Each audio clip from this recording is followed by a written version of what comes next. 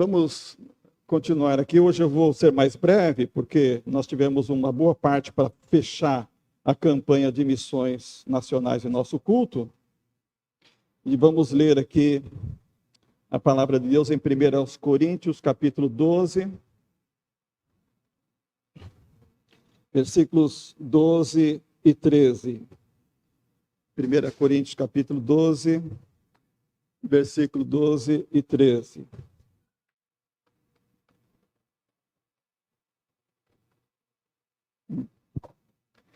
Diz assim a palavra de Deus: porque assim como o corpo é um e tem muitos membros, e todos os membros, sendo muitos, são um só corpo, assim é Cristo também. Pois todos nós fomos batizados em um Espírito, formando um corpo, quer judeus, quer gregos, quer servos, quer livres, e temos bebido de um Espírito. O texto nos fala sobre os dons, começa o capítulo falando sobre os dons espirituais, que ninguém deve ser ignorante, ninguém deve desconhecer o que são os dons espirituais. Mas como nós estamos tratando sobre o princípio da autoridade, da direção do Espírito Santo, este texto é um texto muito importante, porque ele fala que todos nós fomos batizados em um Espírito.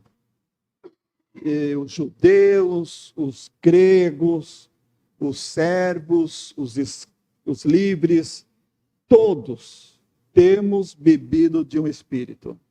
Eu lembro quando era um jovem pastor, iniciando meu ministério, lá em Presidente Prudente, o pastor Isaías Maurício da Rocha, baiano, que iniciou o ministério pastoral, seu primeiro ministério e único ministério, todo o tempo que ele foi pastor em Presidente Prudente, um só pastorado. Já tinha bastante experiência, eu ainda era novo no ministério. Um dia ele falou para mim: Walter, nunca você ouvirá um pentecostal pregando sobre dom, falar em língua usando esse texto.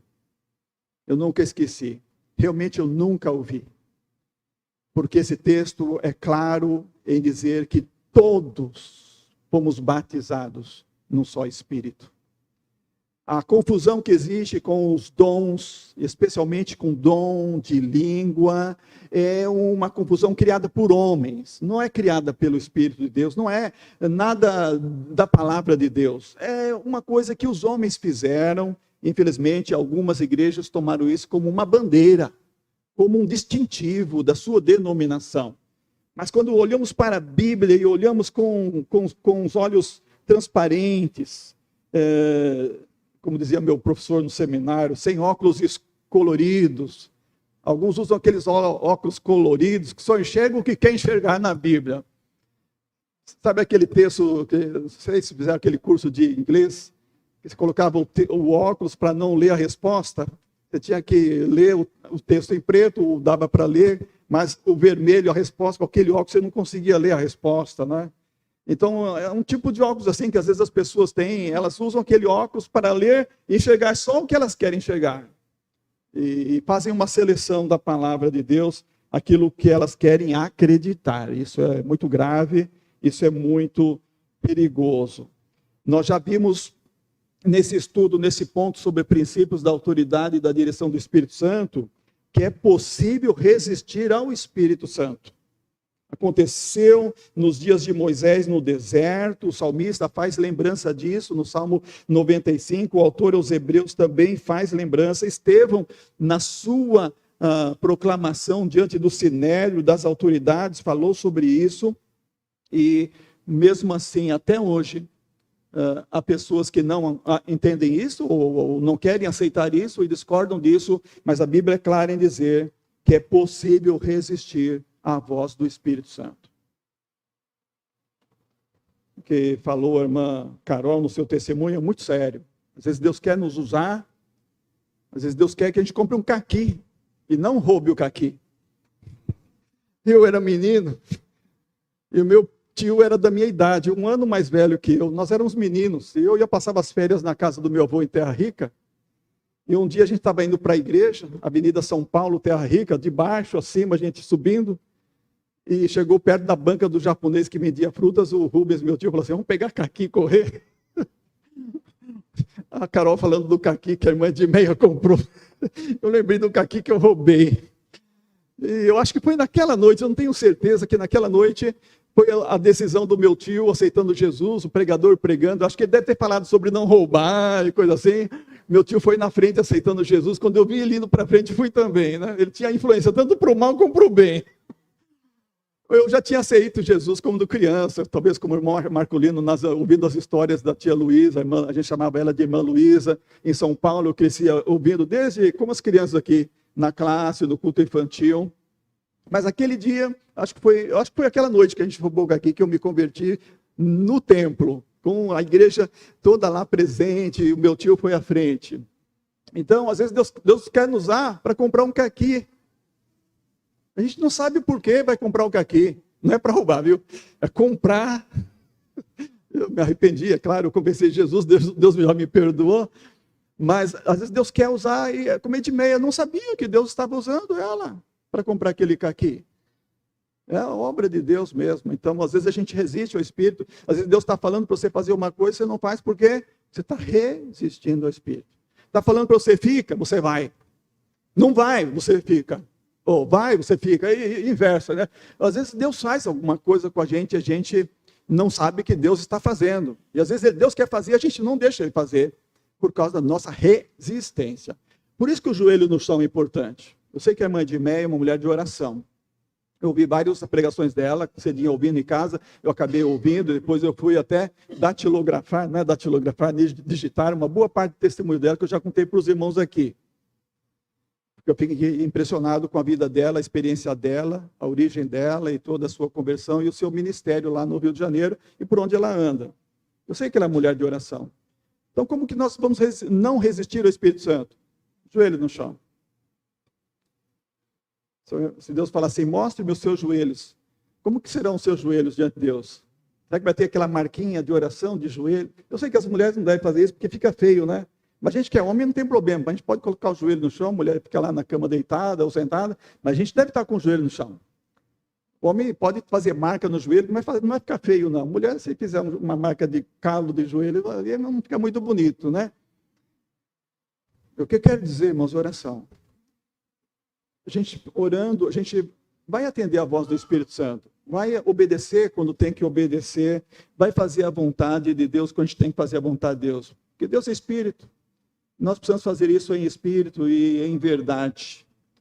E, então, nós vimos no domingo passado sobre Deus Pai como Criador, manifesta a disposição paternal.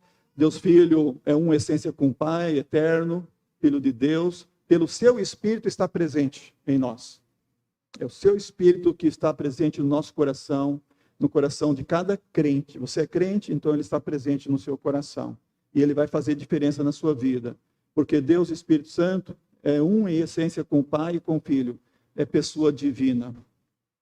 Então, o Espírito Santo se manifesta de maneira singular, se manifestou de maneira singular no dia de Pentecostes, cumprindo finalmente as profecias. A profecia especialmente de Joel, capítulo 2, versículo 28. Esse foi o cumprimento de tudo que Deus havia anunciado. E naquele dia os discípulos foram batizados no Espírito. E eles passaram a fazer parte do corpo de Cristo. Lembra que quando Jesus ia para o céu, falou assim, se eu não for, o Espírito não virá. Mas se eu for, ele virá. Jesus estava presente, a igreja estava sendo um embrião ainda. Mas quando Jesus foi para o céu e enviou o Espírito Santo, a igreja se formou, ela nasceu. E por quê? O Espírito Santo passou a habitar cada coração, cada crente. E cada crente passou a fazer parte do corpo de Cristo, unido espiritualmente ao corpo que é a igreja. Nesse sentido, a profecia se cumpriu plenamente. Em Atos capítulo 1, versículo 5, a palavra de Deus diz, João batizou com água, mas vós sereis batizados com o Espírito Santo dentro de poucos dias. Atos capítulo 2, versículo 4 diz que chegou esse dia, o dia de Pentecostes, e todos ficaram cheios do Espírito Santo e começaram a falar em outras línguas, conforme o Espírito lhes concedia que falassem. E eles não sabiam que estavam falando em línguas. Muita gente busca falar em línguas e aprender a falar em línguas, né? Vocês sabem que tem pessoas que ensinam a falar em línguas e gente que aprende a falar em língua. Não é obra do Espírito Santo uma coisa dessa. Eles falavam e não sabiam o que estavam falando. Os outros que diziam, como nós estamos ouvindo falar na nossa língua? Eles não sabiam aquela língua. De todo aqueles povo que estava ao redor de Israel, de todos aqueles países que estavam ali representados. Isso me lembra a experiência dos nossos missionários, que eu já contei aqui algumas vezes. Verídica. Vilma escutou o pastor contando, o pastor que presenciou isso lá em Açores. E ele estava pregando em português, e os marinheiros gregos entraram no culto lá no templo, e no final do apelo eles foram aceitar a Jesus, e foram à frente, e o pastor disse, olha, eu vou chamar um intérprete para ensinar vocês, para evangelizar vocês, na língua de vocês, porque o pastor ficou sabendo que eles eram gregos, eles não entendiam português, mas eles falaram, não, nós já ouvimos tudo, nós entendemos tudo, nós estamos aqui aceitando Jesus. Então, isso é língua, isso é traduzir do português, o missionário, nosso missionário de missões mundiais, pregando lá, falando em português, eles ouviram em grego, e eles creram e eles receberam Jesus naquela noite como seu salvador pessoal.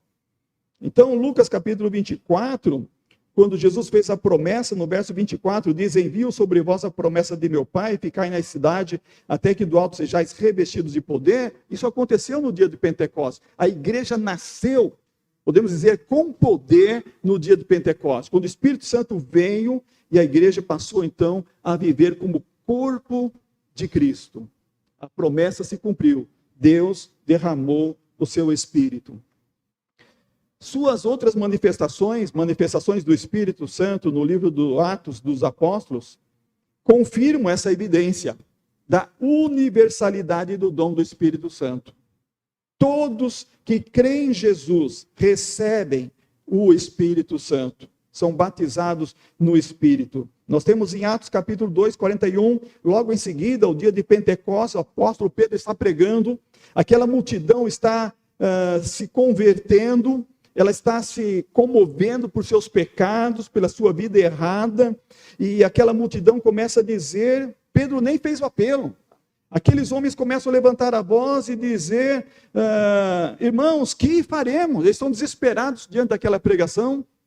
Então o apóstolo Pedro diz, arrependei-vos, e cada um de vós seja batizado em nome de Jesus Cristo, para o perdão de vossos pecados, e recebereis o dom do Espírito Santo. Porque a promessa é para vós, para vossos filhos e para todos os que estão longe. Aí ele cita Joel, derramamento do Espírito.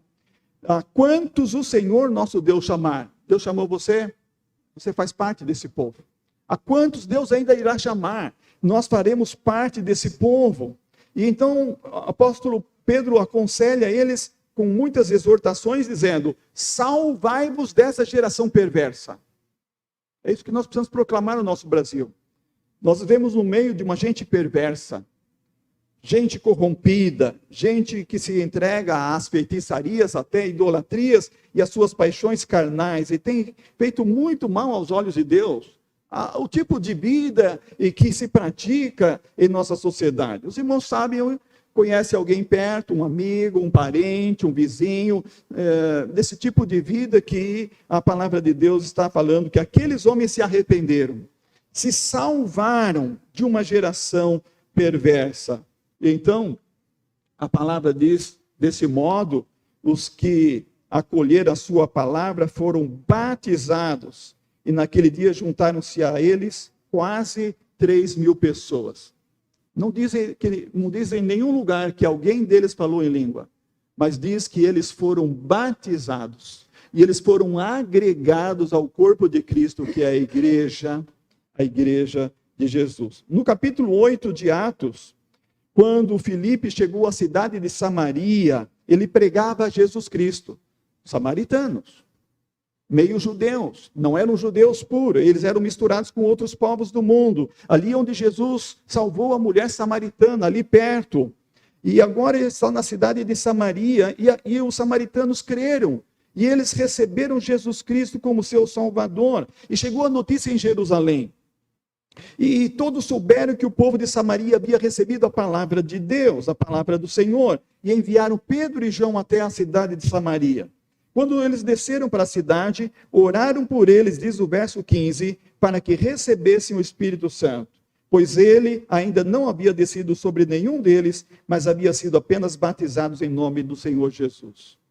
Então, esse acontecimento, quando diz o verso 17, que impuseram as mãos e eles receberam o Espírito Santo, é para mostrar, para provar que o Espírito Santo não era só para os hebreus, não só para os judeus, mas para todos os convertidos. No caso aqui, os samaritanos, que era um povo odiado pelos judeus, mas era um povo que amado por Deus, e eles receberam o Espírito Santo.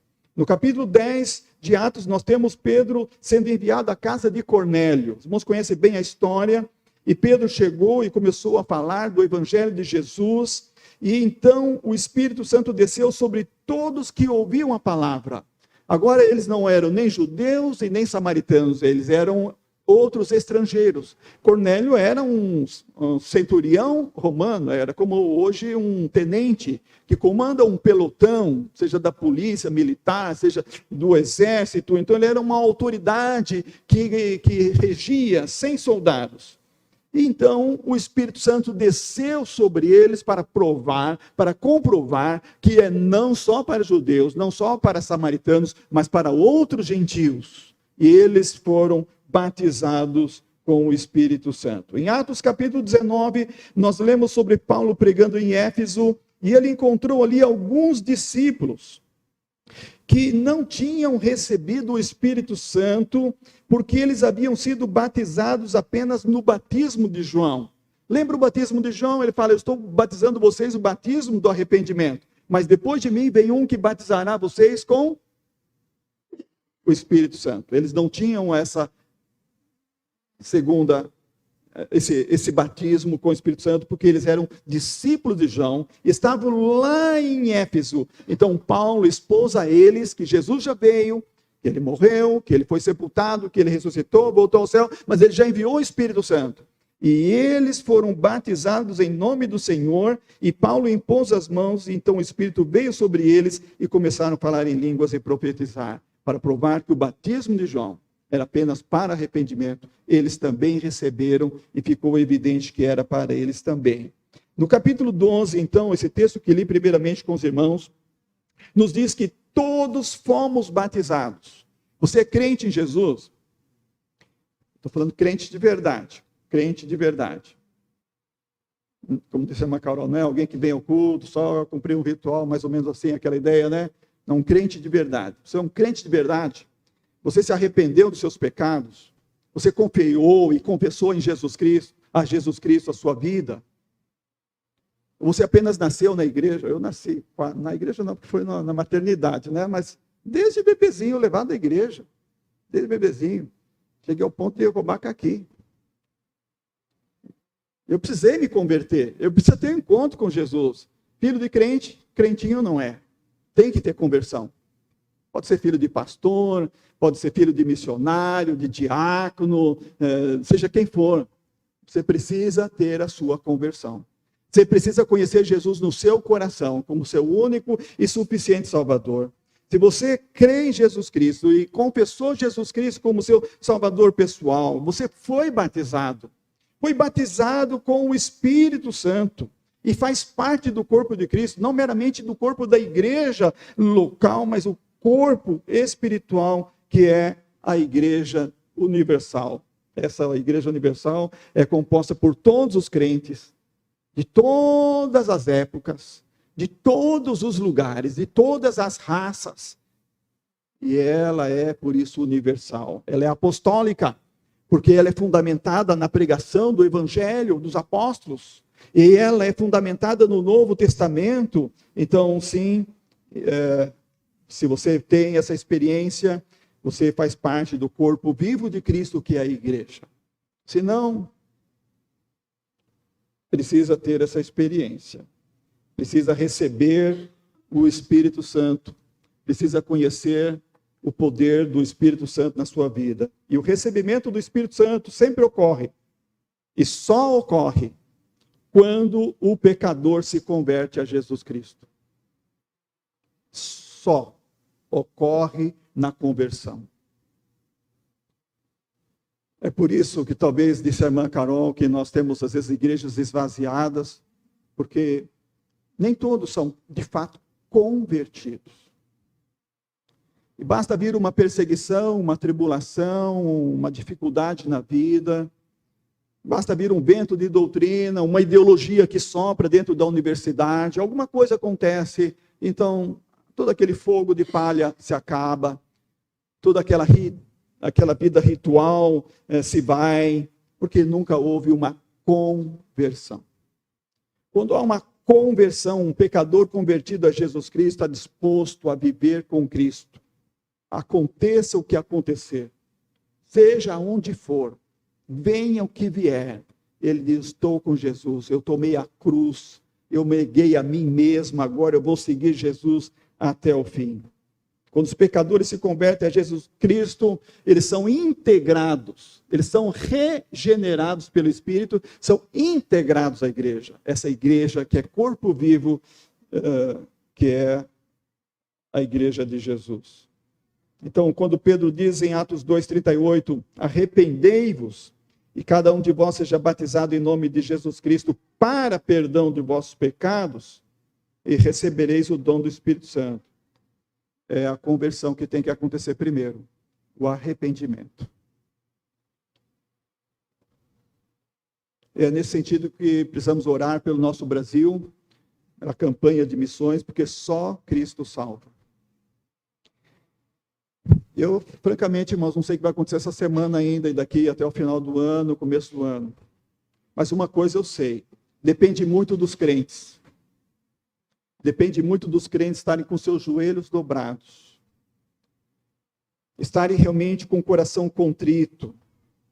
Porque a gente ainda ouve, a gente ainda conhece casos de pessoas que estão nas igrejas, que ainda não se arrependeram de pecados. E como vamos clamar a Deus: salva o Brasil, Pai. Salva o Brasil, Senhor. Se a igreja precisa de despertamento e avivamento, se não começar em nós, como nós esperamos salvamento e livramento para a nossa nação? Me preocupa muito isso. Me preocupa porque é nossa responsabilidade como igreja brasileira. Estou falando da nossa igreja particular, igreja memorial, estou falando de igreja brasileira. Eu estudei muito sobre igreja brasileira no mestrado. A gente sabe muitas coisas quando a gente estuda, conhece as nuances, conhece as coisas que acontecem. Eu sei que há muitas igrejas que é um mercado religioso, e é um mercado financeiro, e há muitas coisas que escandalizam de fato nossas autoridades no Brasil, e algumas autoridades políticas que atacam a igreja de Jesus, porque pensam que estão atacando aquele tipo de igreja, e não desconhece a igreja de Jesus. Mas cabe a nós, igreja de Jesus, igreja brasileira, nos levantar nesse tempo, após os joelhos dobrados, e de arrependimento e de confissão, clamar pelo Brasil, pela salvação da nossa pátria, pela libertação da nossa nação. Há muito poder envolvido.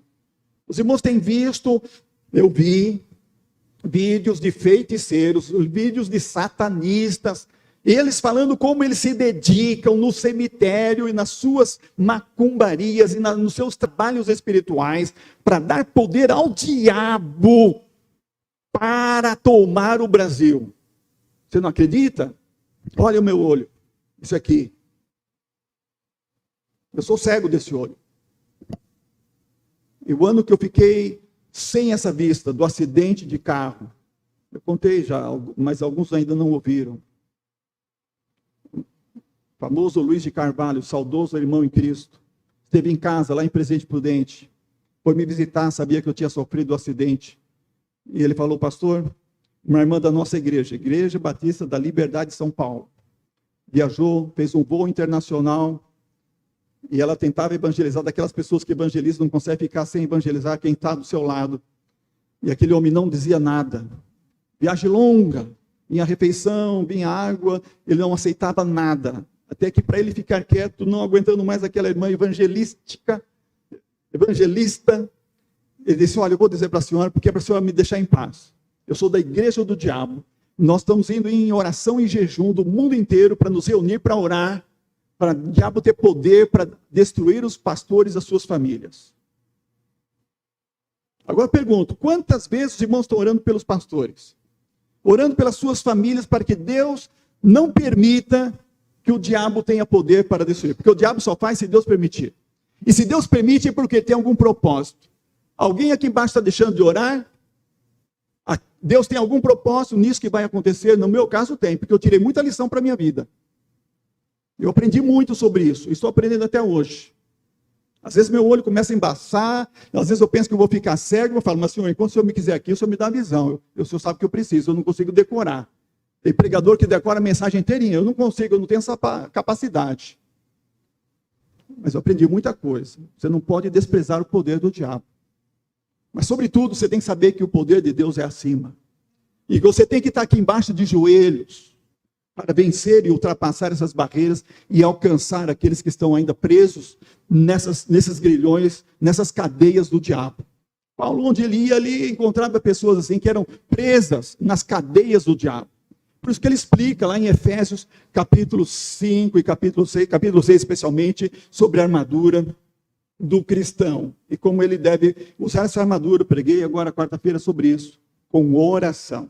Não é só armadura, é com oração em todo o tempo. E orando por todos os santos. Orando. Você está orando por todos os santos? Está orando por seus irmãos na igreja? Você está orando pelos missionários do campo? Você está orando pelos evangelistas, pelos pastores de suas famílias? Está orando pela conversão do Brasil? Ou está orando só pela sua família, pela sua vida? A maioria das pessoas acredita que a igreja existe só para cuidar dela e da sua família. Não é verdade? E a maioria dos pastores acredita que a igreja existe para ganhar o mundo para Cristo. Essa é a insatisfação de muita gente. Quando muda de igreja é porque ela está pensando nela, no seu bem-estar, na sua casa, na sua família. Quando nós queremos agradar a Deus, nós é que mudamos de dentro para fora. Senhor, eu quero fazer a tua vontade. Eu quero andar nos teus caminhos. Eu quero cumprir os propósitos que eu tenho para a minha vida. Custe o que custar. Venha o que vier. Aconteça o que acontecer. O Senhor está comigo. Eu sei que eu vou vencer. Eu sei que o Senhor vai me ajudar. E nenhum poder do mal irá atrapalhar. Porque eu tenho o Senhor no meu coração. Eu recebi o Espírito Santo do Senhor. Eu não estou aqui pela minha carne, não estou aqui pela minha vontade, eu não estou aqui pela minha sabedoria, não estou aqui pelo meu poder, eu estou aqui pelo poder do Senhor. E é por isso que eu estou aqui.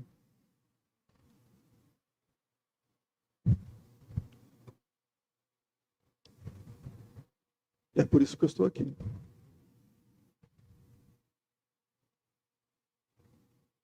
Eu tinha muitos motivos para ter parado e ter desistido. Mas eu estou aqui. Porque eu aprendi que não é o eu, não é o meu coração, não é a minha vontade, mas sim a vontade de Deus. E eu quero, de alguma forma, ainda cumprir meu ministério e ajudar algumas pessoas a entender isso. Não adianta você nascer na igreja, crescer na igreja, viver na igreja. Não adianta você receber elogio das pessoas e fazer tudo no mundo para se apresentar. Depende se você, de fato, tem o Espírito Santo, porque você é um convertido, um regenerado, alguém que está integrado no corpo de Cristo, que é a igreja de Jesus. É isso que deve fazer toda a diferença. Eu vou continuar outro dia, né? Hoje, eu sei que vocês vão demorar para ir embora, mesmo que eu termine achando que vocês estão cansados já. A maioria de vocês fica aqui mais quase 1 hora ainda. Especialmente hoje, porque tem jantinha. Não vai embora não, tem uma jantinha. Os irmãos fizeram uma surpresa aí, tem uma jantinha. Eu gostaria que fosse todo domingo, né, essa jantinha. A gente voltar a ter a jantinha aqui, um momento de comunhão tão maravilhoso. E Deus tem sido tão bom conosco. Mas que isso seja também mais um atrativo para que a gente ajude os pecadores a conhecer Jesus como seu único e suficiente Salvador. Que nós estejamos vivendo esse amor de Jesus, amor verdadeiro, amor que é transformador, amor que realmente compra um caqui sem saber porquê, está sendo usado instrumento do Senhor para salvar uma vida no dia que ela vai morrer. Que testemunho maravilhoso esse. Já tinha escutado esse testemunho da Edmeia, Cidinha? Do comprar o caqui para o rapaz que morreu naquele dia? Eu não ouvi, não tinha escutado ainda. Vamos dizer para o Senhor hoje, amanhã, depois: Senhor, o que você vai fazer comigo hoje para ajudar a salvar alguém? Não parar de pensar só eu e minha família. Senhor, eu estou aqui. O que você vai fazer através de mim? Alguns estão fazendo, eu sei, muitos de vocês estão fazendo. Continue fazendo. Não pare, não. Vamos em frente, bom ânimo. Jesus está com a gente, sempre presente.